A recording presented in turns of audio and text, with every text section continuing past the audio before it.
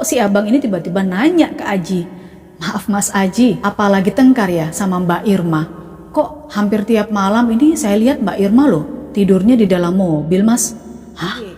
Di tengah-tengah kekhawatiran Irma, tiba-tiba anak temannya yang balita tadi tuh nyeletuk, "Kakak cantik, kakak cantik."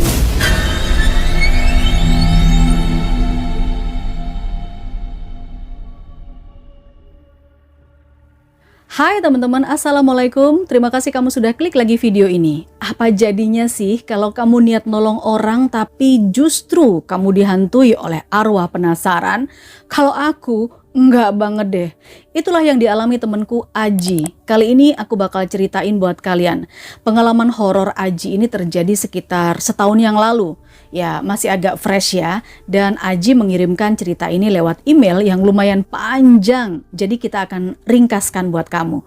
Siapkan aja cemilan kamu, lalu cari tempat rebahan yang enak. Aku mulai ceritanya sekarang.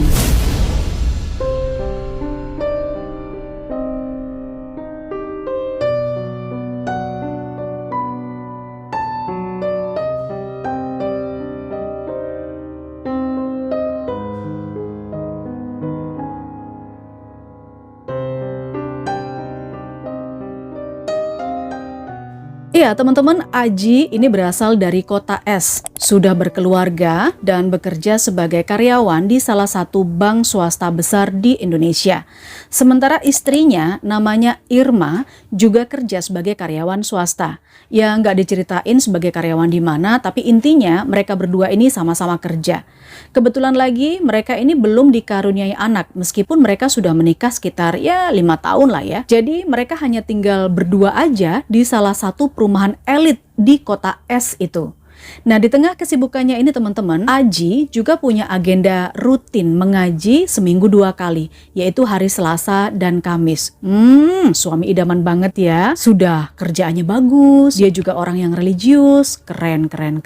FYI, rumah guru ngajinya Aji itu lokasinya memang agak sedikit jauh, agak di luar kota gitu loh teman-teman. Kalau dari rumah Aji ya sekitar 1 sampai 1,5 jam perjalanan ya, tergantung macet enggaknya. Karena siangnya ini kan Aji harus kerja, jadi dia ya udah milih ngajinya itu ya setelah pulang kerja. Dia berangkat sekitar jam 6, jam setengah 7, terus biasanya dia pulang dari rumah kiainya atau sang guru ngajinya itu di atas jam 12 malam. Itu udah biasa, Selasa dan Kamis ya agendanya. Nah suatu hari Aji inget banget, hari Kamis malam Jumat, sekitar awal bulan Agustus tahun lalu. Setelah ngaji seperti biasanya, dia pulang jam 12:30 dini hari dari rumah kiainya. Nah anehnya, guru ngajinya itu berpesan pada Aji untuk hati-hati ya Le di jalan. Ya karena memang udah larut malam juga kan. Tapi entah kenapa malam itu agak beda aja teman-teman. Kiainya itu nggak pernah loh memberikan peringatan hati-hati lebih dari 10 menit. Ya itu berkali-kali diingatkan sama kiainya. Hati-hati ya di jalan Ji, hati-hati ya Le, tetap waspada dalam perjalanan kamu, kayak gitu. Ya siapa sangka ternyata pesan kiainya itu adalah peringatan teman-teman. Kalau kehidupannya Aji ke depan dalam beberapa waktu itu bakal dipenuhi dengan hal-hal di luar Nurul. Udah tuh ya, sekitar jam 1 dini hari lah kira-kira. Aji ini nyampe di sebuah jalan raya, sebut saja Jalan Raya K. Jalan ini sehari-harinya tuh sangat padat lalu lintasnya dan jadi langganan macet kalau pas hari-hari efektif kan. Karena itu udah malam ya otomatis Jalan Raya K ini cukup lengang. Tapi tiba-tiba Aji dikejutkan dengan kerumunan warga tuh yang mencoba untuk menghentikan laju mobilnya. "Bang, berhenti bang, tolong bang." Waduh, ada apa nih? Apa ada kecelakaan? Pikir Aji kan waktu itu. Dan bener aja teman-teman, ternyata memang ada kecelakaan antara motor dengan mobil muatan barang. Korbannya itu adalah 3 orang remaja pengendara motor, 1 laki-laki dan 2 orang perempuan. Ya mereka ini memang berboncengan 3 menurut keterangan dari warga. Lalu 2 orang korban perempuan dimasukkanlah ke mobilnya Aji. Yang satu sih katanya masih gerak-gerak tapi dia merintih kesakitan. Aduh kayak gitu. Sementara satunya lagi itu udah nggak gerak tapi masih bernafas gitu ya. Terus ada lagi disusul 1 orang ibu-ibu yang juga ikut masuk ke dalam mobilnya Aji. Yang ternyata itu adalah ibu dari salah satu korban tadi teman-teman. Ya karena panik Aji langsung lah tuh kan tancap gas menuju ke rumah sakit terdekat. Sesampainya di rumah sakit ternyata salah satu korban perempuan tadi dinyatakan meninggal dunia teman-teman.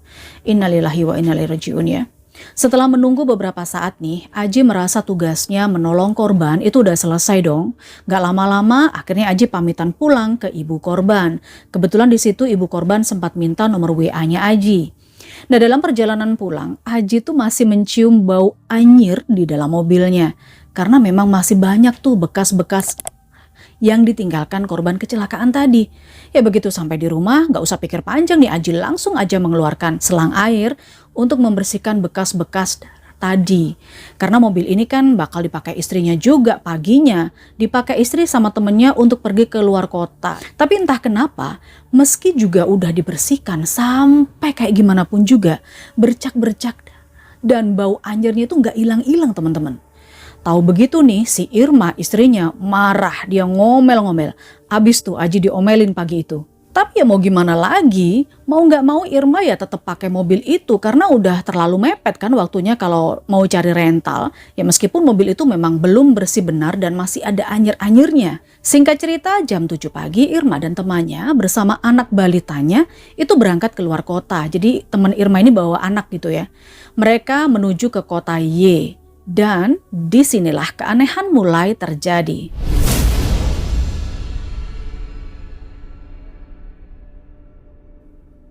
Di perjalanan menuju kota Y, tiba-tiba temennya Irma itu ngerasa badannya demam parah sampai menggigil teman-teman. Tiba-tiba aja. Nah Irma bingung dong, apakah tetap lanjut ke kota tujuan atau putar balik pulang aja, nggak jadi gitu. Tapi temennya Irma ini mendesak untuk ya udah deh Ir, kita lanjut aja nggak apa-apa ke kota Y. Di tengah-tengah kekhawatiran Irma, tiba-tiba anak temennya yang balita tadi tuh nyeletuk, "Kakak cantik, kakak cantik." Sempet heran juga sih, yang dia panggil kakak cantik itu siapa? Masa sama mamanya sendiri manggil kakak cantik? Terus kalau manggil Irma ya nggak mungkin dong. Biasanya anak balita itu manggil Irma itu tante. Aneh juga ya. Ah sudahlah, mungkin anak ini lagi salah ucap, pikir Irma. Beberapa jam kemudian sampailah Irma di kota Y. Dan anehnya nih, demam temannya tadi sembuh seketika. Kayak nggak terjadi apa-apa, sehat walafiat.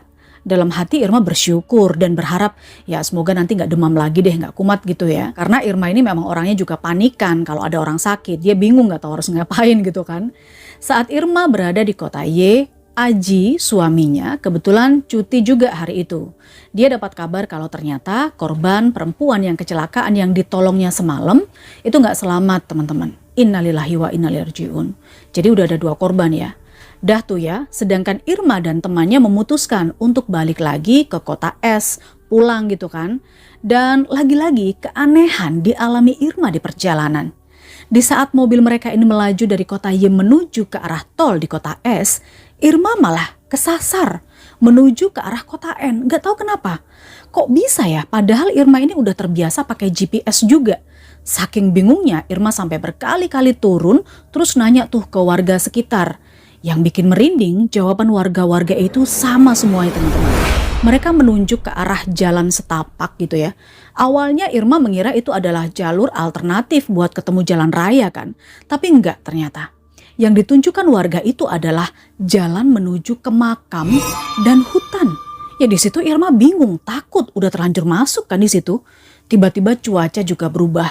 Yang awalnya cerah, tiba-tiba aja mendung gelap, berkabut dan ada angin. Jadi waktu itu siang sekitar jam 12-an, tapi suasana tuh kayak mau maghrib teman-teman.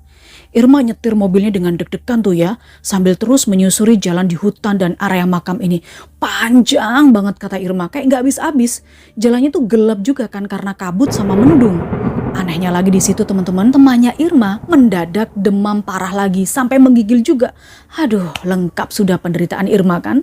Lalu Irma memutuskan berhenti sebentar tuh di pinggir jalan sambil mengatur nafas. Dia coba cek-cek handphonenya gitu kan. Mungkin dia bisa menghubungi Aji atau mungkin bisa pakai GPS-nya. Ternyata no signal. Jangankan pakai GPS, buat telepon seluler aja tuh nggak ada sinyal sama sekali, nggak bisa. Di situ Irma hampir putus asa. Lalu tiba-tiba dia seperti dituntun dalam hatinya untuk memejamkan mata. Dia berdoa, "Ya Allah, selamatkan kami, tunjukkan kepada kami jalan pulang ya Allah." Seperti itu doa dalam hati Irma. Gak disangka teman-teman, saat Irma membuka mata, seketika itu dia bisa melihat jalan yang terhempas lurus di depannya. Irma pun yang mulai mengikuti jalan lurus itu karena udah kelihatan kan jalannya. Dan alhamdulillah mereka berhasil nemu jalan raya dan kemudian melanjutkan perjalanan pulang. Singkat cerita, mereka sudah tiba dengan selamat di kota es.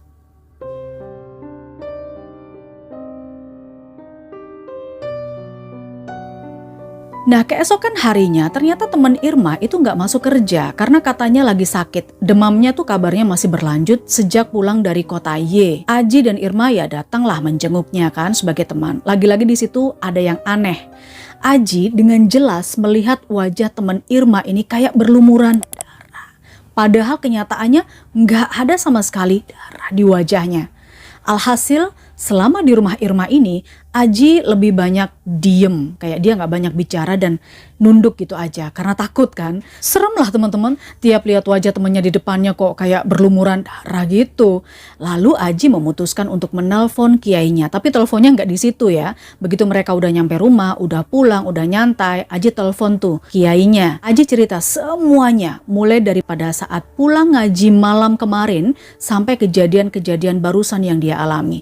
Sama kiainya, Aji ini disarankan untuk berziarah ke makam korban kecelakaan yang pernah ditolongnya itu. Ya di situ Aji bingung, dia kan udah nggak pernah kontak-kontakan sama ibu korban lagi. Apalagi chat WA-nya kabar terakhir itu udah dihapus kemarin. Ya dia nggak tahu lah di mana makamnya. Nah selang sehari kemudian, waktu itu Selasa sore, Irma tiba-tiba ngajak Aji pergi ke daerah T. Padahal nih seumur-umur Irma tuh kan nggak pernah ke sana. FYI teman-teman, daerah T itu semacam daerah yang disakralkan oleh masyarakat umum dan udah terkenal banget. Irma yang udah nggak bisa dicegah tuh maunya saat itu, akhirnya diturutin juga sama Aji daripada berantem kan. Ya untung aja Aji ini juga sabar orangnya. Dia pun absen sementara dari ngajinya buat nganter istrinya ke daerah T. Tapi sore itu memang sikap Irma di luar kebiasaan teman-teman. Irma yang biasanya banyak cerita, banyak ngomel, banyak ngomong ketika di jalan, kok pas hari itu diem banget, banyak ngelamunnya gitu loh. Bener-bener kayak bukan Irma istrinya. Kemudian secara mengejutkan tiba-tiba Irma bilang, "Makasih ya mas." Setelah bilang makasih, Irma terlihat normal. Kembali seperti Irma, istrinya, Aji. Ketika ditanya, "Kenapa tadi bilang terima kasih mas?" Irma cuma bengong lalu menjawab, "Bilang makasih apaan sih mas? Jangan ngaco aku lo nggak ngapa-ngapain."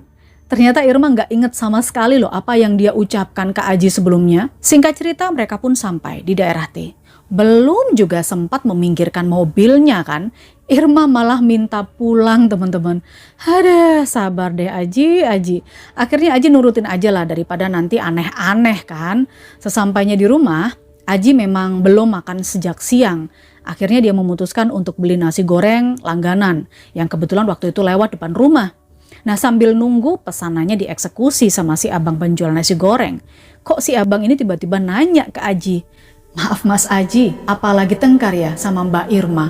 Kok hampir tiap malam ini saya lihat Mbak Irma loh tidurnya di dalam mobil Mas." Hah? Aji terkejut dong. Tidur dalam mobil bang? Enggak tuh bang, wong tiap malam Irma ini tidur sama saya kok. Mungkin salah lihat sampean, kata Aji. Si abang tetap ngotot tuh. "Beneran Mas Aji, swear, sumpah," katanya. "Malah saya loh sempat negur sama Mbak Irma, tapi Mbak Irmanya diem aja. Makanya saya pikir bertengkar." Dah tuh ya, singkat cerita Aji berniat ke rumah sakit, tempat dia mengantarkan korban kecelakaan malam itu. Intinya dia niatnya mau cari informasi teman-teman, ya minimal dapat alamat korban lah ya di mana nih. Tapi sayangnya pihak rumah sakit nggak kasih info apa-apa. Nah di situ dia galau dong, rasanya tuh udah kayak diputusin pacar katanya karena tujuannya nggak tercapai. Sambil terus nyetir mobilnya tanpa arah tujuan, lalu Aji iseng tuh melewati jalan raya K yang menjadi lokasi kecelakaan di malam itu. Tanpa sengaja ternyata di sana juga Aji melihat beberapa orang yang sama yang pas dia ngantar ke rumah sakit waktu itu. Nah di situ Aji berhenti dong sebentar dan dia mulai bertanya. Salah satu dari pemuda yang ada di sana namanya Anton. Nah ternyata dia ini kenal sama korban. Dari Anton lah Aji tahu kalau satu korban perempuan yang meninggal itu namanya Winda. Dia tinggal di daerah T T teman-teman. Pas kejadian itu, Winda bersama teman-temannya memang habis party-party katanya. Makanya mereka berboncengan 3. Otomatis di situ Aji nanya kan, si Winda ini dimakamkan di mana? Tapi Anton ternyata nggak ngerti karena ya dia kenal si Winda ini hanya sekedar kenal aja. Cuma say hello dan nggak pernah tahu asal-usulnya dengan jelas. Nah dari cerita Anton, Aji mulai bisa memahami rangkaian peristiwa ganjil yang terjadi akhir-akhir ini sama dia dan istrinya teman-teman. Mulai dari istrinya yang tiba-tiba minta ke daerah T terus pulang lagi. Terus istrinya juga kerasukan pas di jalan ya kan. Lalu penampakan perempuan yang kayak ada yang tidur tuh di dalam mobilnya yang dilihat sama abang nasi goreng. Dia mulai tahu tuh, paham arahnya kemana. Begitu juga teman istrinya yang tiba-tiba demam ketika di perjalanan dan di mobil, terus menampakkan wajah seolah-olah penuh dengan darah. Dah tuh ya, pas di rumah Aji menceritakan semuanya kepada Irma. Malam itu juga Irma dan Aji mengirimkan doa kepada korban. Keesokan harinya Aji dan Irma nyoba lagi tuh pergi ke daerah T untuk cari lokasi makam korban. Tapi hasilnya tetap nihil teman-teman, gak ada yang tahu. Aji dan Irma berhari-hari melakukan itu tapi nggak juga nemu makamnya di mana. Sampai pada suatu ketika mereka mengikhlaskan keinginannya untuk mencari makam Winda.